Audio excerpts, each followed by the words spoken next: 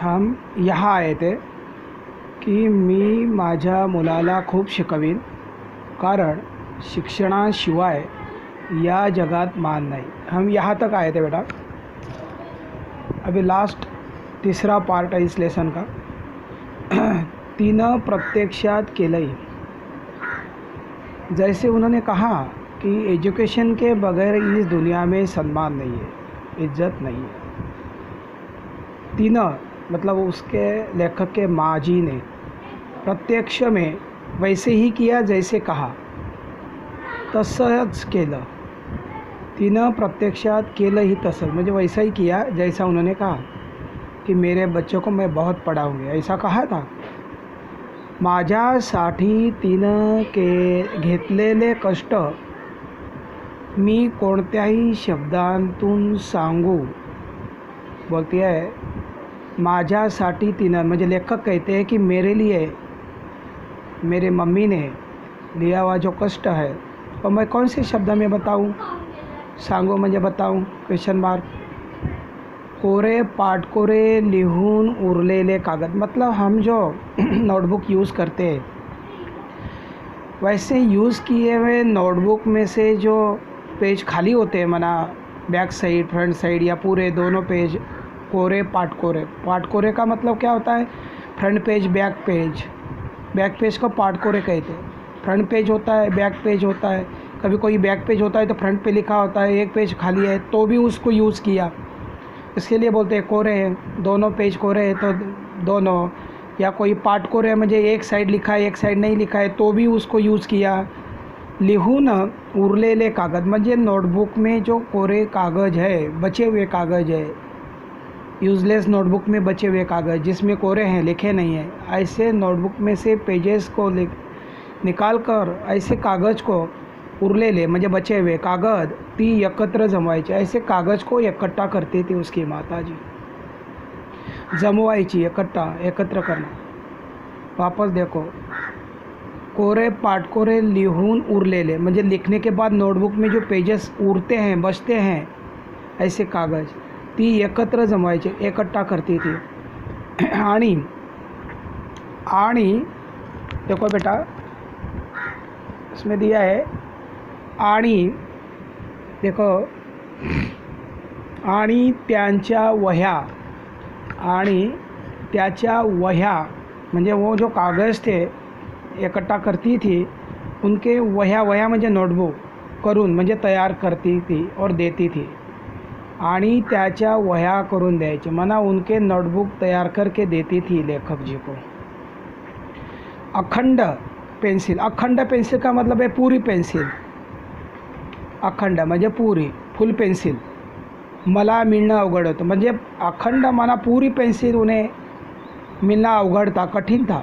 मतलब कि उन्हें पूरी पेंसिल कभी मिली नहीं, टुकड़े टुकड़े करके ऐसे पेंसिल उनको मिलती थी। त्यामुळं जेम तेम हातात धरता येईल, मेरे हाथ में जो है वो तरी बड़ी है, लगभग हाथ में आएगी उतनी पेंसिल, छोटी सी, जब तक हाथ में पकड़ सकेंगे इतनी छोटी पेंसिल, म्हणजे हातात धरता येईल इतनी, हाथ में पकड़ सकेंगे इतनी छोटी, अशा पेंसिलेनेच लिहावं लागेल। ऐसे छोटे से पेंसिल से लिखना पड़ता था। मना अखंड म्हणजे पूरी पेंसिल मिलना कठिन था, इसलिए लगभग हाथ में पकड़ सकेंगे इतनी छोटी पेंसिल उन्हें मिलती थी और उससे लिखना पड़ता था। याच हायस्कूलमध्ये मला भावे सर भेटले। यही हाईस्कूल में, याच हाईस्कूलमध्ये मला भावे सर भेटले। भावे सर मुझे यही स्कूल में मिले। ते आम्हाला भौतिक शास्त्र शिकवत। वो हमें भौतिक शास्त्र म्हणजे फिजिक्स, भौतिक शास्त्र का अर्थ होता है फिजिक्स, हमें पढ़ाते थे। विज्ञानातील हा विषय शिकविताना, विज्ञान म्हणजे सायन्स, मराठी में विज्ञानातील ऐसा शब्द है, मैंने हिंदी में बोला विज्ञानादि, आपको समझ में आया इसलिए। विज्ञानातील हा विषय शिकवताना त्यांनी केवळ शास्त्र शिकवलं नाही, म्हणजे विज्ञान में, विज्ञान जो होता है, शास्त्र मतलब ये सब्जेक्ट जब हमें वो पढ़ाते थे तो केवल सिर्फ साइंस पढ़ाते नहीं थे, सायन्स आहे करके नाही पढ़ाते थे, तर त्या विषयाची गोडी लावली आणि त्याबरोबर जीवनाचं फार मोठं तत्वज्ञान शिकवलं। मतलब कि जब वो भौतिक शास्त्र फिजिक्स ये विषय हमें पढ़ाते थे, विज्ञान ये विषय पढ़ाते थे, केवल शास्त्र नहीं पढ़ाते थे, तो इस विषय में हमें इंटरेस्ट पैदा करते थे। गोड़ी, इंटरेस्ट, दिलचस्पी पैदा करना, गोड़ी निर्माण करना, एक विषय को पसंद करना, यानी ऐसा वो समझाते थे कि वो विषय हमें हार्ड भी होता था तो हमें पढ़ने की इच्छा होती थी। इस प्रकार से वो हमें पढ़ाते थे। त्याचबरोबर जीवनाचं फार मोठं तत्वज्ञान शिकवलं। उसके साथ साथ जीवन का एक तत्वज्ञान हमें उन्होंने सिखाया। किसने? भावे सर ने। बेटा देखो ऊपर उनका वर्णन किया लेखक का, भावे सर, देखो इधर भी है, भावे सर। इन्होंने हमें जीवन का तत्वज्ञान सिखाया। अगले पैराग्राफ पे जाते हैं बेटा। एके दिवशी शाळेत त्यांनी एक प्रयोग करून दाखवला। एक दिन क्या हुआ, देखो बाजू में आप पिक्चर में देखो बेटा, लेखक बैठे हैं, भावेश सर वहाँ बाजू में एक प्रैक्टिकल करके दिखा रहे हैं। पिक्चर में देखो यहाँ पर ये भावेश सर देखो प्रैक्टिकल करके दे रहे हैं। हाथ में बहिर्गोल भिंग का कांच है और ये लेखक यहाँ बैठे हैं, देख रहे हैं। एके दिवशी शाळेत त्यांनी एक प्रयोग करून दाखवला। एक दिन क्या हुआ, स्कूल में हमारे सर जी ने हमें एक प्रैक्टिकल करके दिखाया। प्रयोग माना प्रैक्टिकल। भिंगाच्या, भिंग म्हणजे काच होता है बेटा, समानार्थी शब्द, भिंग म्हणजे काच। भिंगाच्या सहाय्याने, भिंग के सहायता से, सोनार के पास, स्क्रीन डॉक्टर के पास, ये भिंग से क्या, छोटी चीज़ जो है वो बड़ी दिखती है। हमारे चश्मे में देखो इसका वापर किया जाता है। भिंग म्हणजे काच। भिंगाच्या सहाय्याने सूर्यकिरणांची शक्ती कागदावर एकत्र केल्यास कागज जळतो। बहुत अच्छी बात सिखाई है, ध्यान देना बेटा, वापस बता रहा हूँ। भिंग ये कांच के सहायता से सूर्य किरणों की शक्ति को, ताकत को कागज पर एकत्र केल्यास, कागज पर एक साथ उतारने से कागज जलता है। कारण सूरज की रोशनी फैली होती है लेकिन उस कांच में क्या होता है, एक हो जाती है। जैसे 4 उंगलियां एक साथ होती है तो एक बहुत बड़ा बुक्का मिलता है, धम्बक लाडू होता है। 4 उंगलियां जमा किया तो गाल पर एक चमाट होती है, देखो। वैसे एक भिंग जो कागज़ है ना बेटा, फैले हुए सूरज के रोशनी का एक बड़ा किरण तैयार करती है और वो एक शक्ति बनकर कागज़ उससे जलता है। हे त्यांनी दाखवलं, ये उन्हें बताया, हमें करके दिखाया। देखो यहाँ प्रैक्टिकल पिक्चर में आप देखो बेटा, यहाँ पर देखो कागज़ जल रहा है। ये सूरज के रोशनी में, ये कांच सूरज के रोशनी में पकड़ा है और इसके नीचे से वो सब किरण फैले हुए एक होते हैं और तेज एक रोशनी यहाँ पर आकर कागज जलता है। ये प्रैक्टिकल करके दिखाया। आणि माझ्याकडे बघून ते म्हणाले और मेरे तरफ देखकर कहने लगे, ओ माशेलकर, क्या कहने लगे, ए माशेलकर, तुमची ऊर्जा शक्ति एकत्र करा। जिस प्रकार से इस कांच पर सूरज की रोशनी एक होती है तो उस रोशनी के नीचे कागज़ रखा तो वो जलता है, वैसे ये माशेलकर आपके अंदर की ऊर्जा शक्ति को एक करो, एकत्र करा। काही जाड़ता है, कुछ भी जला सकोगे आप। मतलब आत्म शक्ति को एक करने से जो सोचोगे उससे ज़्यादा कुछ काम कर पाओगे। कहने का मतलब है आत्मशक्ति जो होती है ना, सूरज के रोशनी से ऊर्जा शक्ति के बराबर होते हैं, लेकिन उसको एक करना चाहिए। जैसे एक आधा वेट उठाते हैं, मैं अपने तरफ से उदाहरण दे रहा हूँ। 50 किलो का वेट उठाते आप, खाली टच करने से वो उठेगा नहीं। हमने वो वेट को 50 किलो के वेट को टच किया तो उठा नहीं जाएगा। वो अपने शरीर की पूरी ताकत हम हाथ में लाते हैं, हाथ में बल लाते हैं वो, और वो वेट को जोर से ताकत लगाकर उठाते हैं, क्योंकि अपनी पूरे शरीर की ताकत हम हाथ में लाते हैं और वो 50 किलो का वेट हम उठा सकते हैं। वैसे लेखक माशेलकर को कहते हैं कि हे माशेलकर, तुमची ऊर्जा शक्ती एकत्र करा, आपकी ऊर्जा शक्ति को एक करो। काही जाळता येईल, कुछ भी जला पाओगे।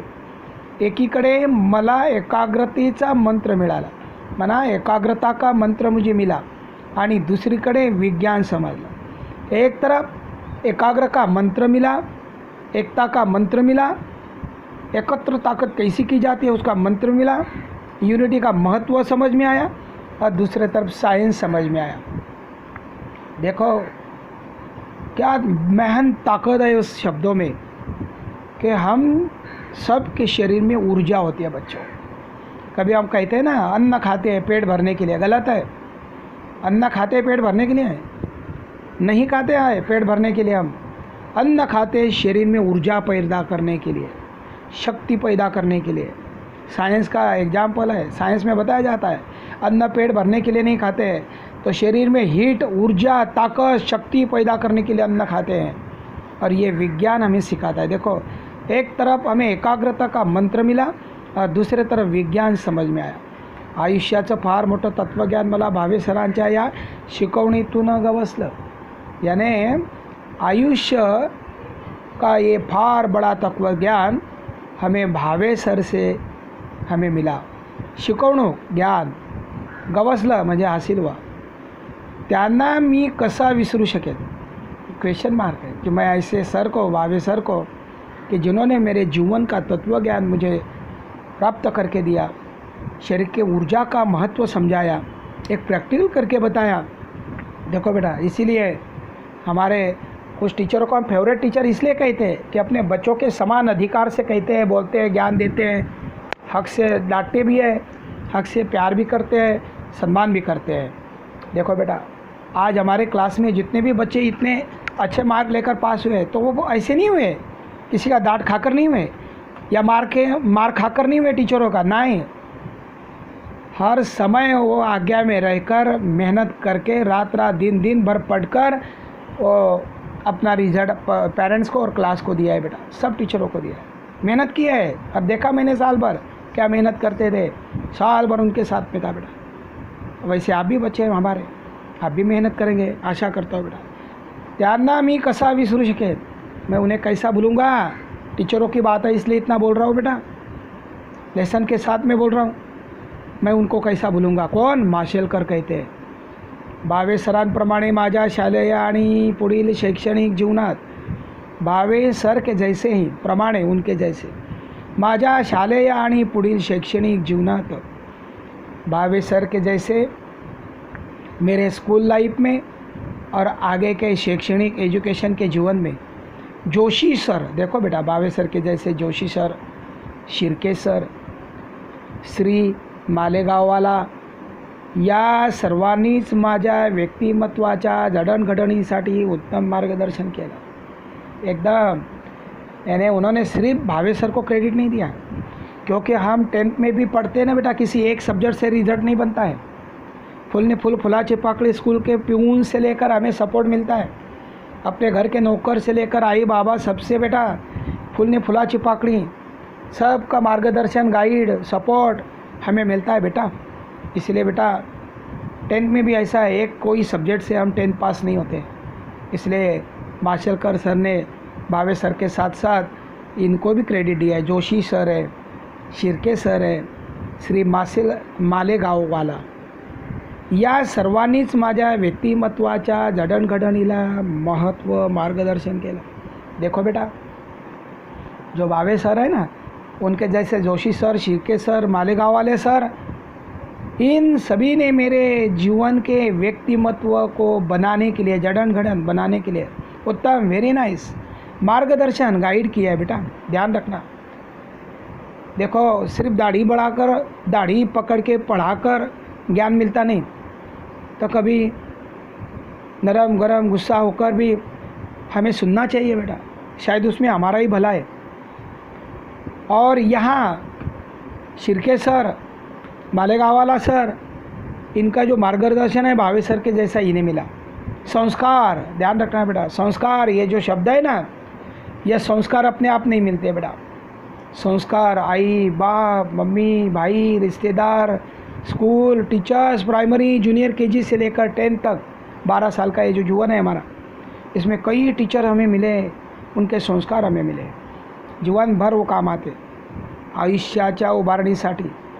आयुष्य में, हमारे लाइफ में हमें आगे अच्छा इंसान बनने के लिए याच शाळेने म्हणजे उभारणीसाठी, आयुष्य बनाने के लिए, हमारा लाइफ बनाने के लिए, आयुष्याच्या उभारणीसाठी, आयुष्य का एक लाइफ बनने के लिए मला याच शाळेने आणि याच शिक्षकाने भरपूर शिदोरी दिली। शिदोरी का अर्थ क्या होता है? शिदोरी का अर्थ टिफ़िन होता है बेटा, लेकिन टिफ़िन क्या होता है? ज्ञान भी तो होता है बेटा। इन्हीं मला याच शाळेने, यही स्कूल ने हमारे ज़िंदगी का लेंदी प्रोसीजर जो होता है एजुकेशन का, वो होता है स्कूल लाइफ। ज़िंदगी में बूढ़े हो जाते हैं, लेकिन स्कूल लाइफ को हम कभी भूलते नहीं हैं। दोस्तों को, फ्रेंडशिप को, पढ़ाई को, टीचरों को, प्राइमरी स्कूल, हाई स्कूल, ये जो लाइफ है ना बेटा, ये याच शाळेने म्हणजे यही स्कूल ने, याच शिक्षकाने, यही टीचरों ने भरपूर यानी बहुत प्रचंड खूप शिदोरी दिली।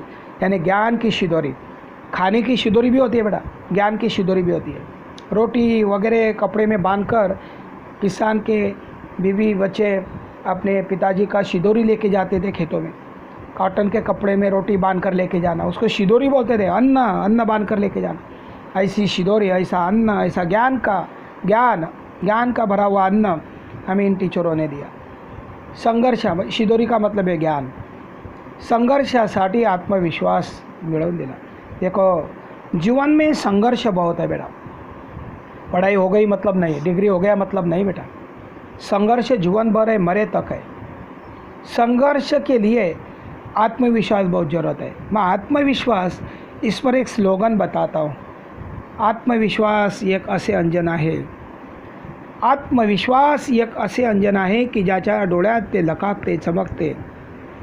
आत्मविश्वास एक असे अंजन आहे की ज्याच्या डोळ्यात ते चमकते, लकाकते, त्याला अंधारातही अचूक मार्ग मिळतो। देखो आत्मविश्वास एक असे अंजन आहे, अंजन म्हणजे आँखों का होता है। आत्मविश्वास एक असे अंजन आहे कि ज्याच्या डोळ्यात ते चमकते, त्याला अंधारातही अचूक मार्ग मिळतो। इसका हिंदी में थोड़ा मीनिंग समझाने का प्रयास करता हूँ। कौन सा? आत्मविश्वास का।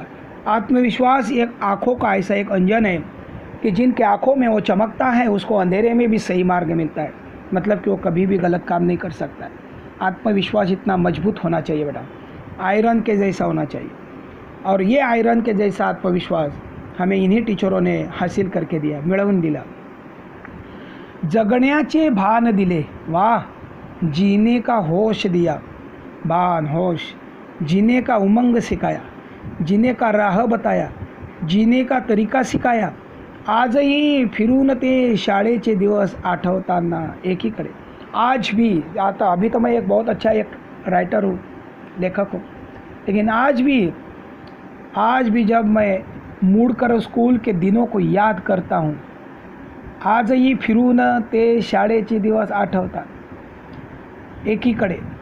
मतलब आज भी वो स्कूल के दिन याद करता हूँ। एक तरफ प्रचंड दारिद्र्याचा सामना, एक तरफ क्या था, एक तरफ तो मैं स्कूल की यादों को याद करा, लेकिन एक तरफ क्या था, गरीबी थी, प्रचंड बहुत दारिद्र्याचा सामना, गरीबी का संघर्ष, स्ट्रगल जीवन, करतानाचे क्षण। स्कूल के दिन भी याद आते हैं और गरीबी के दिन भी एक तरफ याद आते हैं। क्षण न क्षण, एक एक पल आठवता है, एक एक पल याद आता है।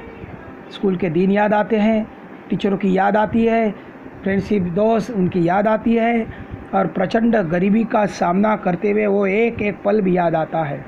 आणि त्याच वेळी माझी आई, और वो समय मेरी माँ याद आती है। एक तरफ स्कूल याद आता है, टीचर याद आते हैं, और गरीबी का संघर्ष करते हुए वो दिन याद आते हैं कि 12 साल तक पैर में बगैर चप्पल मैं पढ़ता था, स्कूल जाता था। और उस समय आई, माझी आई, याद रखना। इस लेसन के साथ कंपेयर में वर्णनात्मक निबंध माझी आई हमें आ सकता है बेटा। माझी आई, इसके बहुत छोटे छोटे टिप्स मैंने इसीलिए दिए आपको, अंडरलाइन करना। माझी आई, माझे शिक्षक, दूसरा निबंध पूछा जाता है। माझी शाळा, इस बारे में भी कुछ स्वमत में आपको पूछा जाता है। माझी आई, माझे शिक्षक, माझी शाळा, हे माझे संस्कार केंद्र। वाह, एक संस्कार देने का एक सेंटर था ये। कौन? माझी आई, माझे शिक्षक, माझी शाळा, ये संस्कार देने वाले एक बहुत ही सुंदर एक केंद्र था।